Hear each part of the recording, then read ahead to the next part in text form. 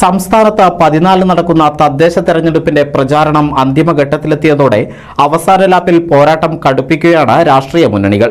കൊട്ടിക്കലാശവും road ഷോയുമില്ലെങ്കിലും തെരഞ്ഞെടുപ്പ് ആവേശത്തിന് ഒട്ടും കുറവില്ല. പരമാവധി വോട്ടർമാരെ കണ്ട് സ്ഥാനാർത്ഥികളും നേതാക്കളും കളം കടുപ്പിക്കുന്നുണ്ട്. 6 തവണയിലേറെ സ്ഥാനാർത്ഥികൾ ഗൃഹസന്ദർശനങ്ങൾ പൂർത്തിയാക്കി. കൂടാതെ കുടുംബയോഗങ്ങളും കൺവെൻഷനുകളും വിളിച്ചു ചേർത്ത് വോട്ടർമാരെ പരമാവധി അടുപ്പിക്കുകയാണ് സ്ഥാനാർത്ഥികൾ. കഴിഞ്ഞ ദിവസങ്ങളിലായി പ്രധാന നിരത്തുകളിലും ഇടറോഡുകളിലുമെല്ലാം അനൗൺസ്മെന്റ് വാഹനങ്ങൾ തലങ്ങും വിലങ്ങും ഓടുകയാണ്. റെക്കോർഡ് ചെയ്ത അനൗൺസ്മെന്റുകൾക്ക് പുറമെ പ്രവർത്തകരും അനൗൺസർമാരായി രംഗത്തുണ്ട്. ഇത്തവണ സോഷ്യൽ മീഡിയ വഴിയും കടുത്ത പ്രചാരണ പ്രവർത്തനങ്ങളാണ് നടക്കുന്നത്. ഇത്തവണ ശക്തി കാട്ടിയുള്ള റോഡ് ഷോകളിലെങ്കിലും വാർഡ് തലങ്ങളിൽ വാദ്യഘോഷങ്ങളുമായി പ്രവർത്തകർ രംഗത്തുണ്ട്.